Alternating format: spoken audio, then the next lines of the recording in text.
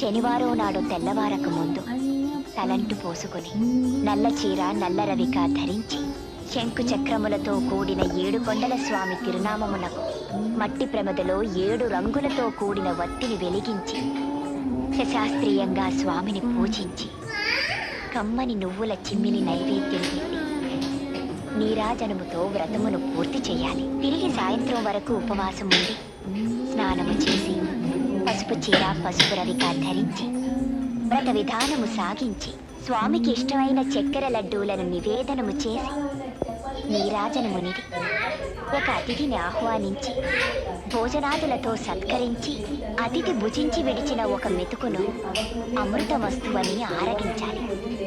అప్పటికి ఆనాటి శనివార వ్రతం పూర్తవుతుంది. ఈ విధంగా 7 శనివారములు వ్రతమును చేసినచో ఉద్దేశించిన సత్ఫలమును పొందగలరు.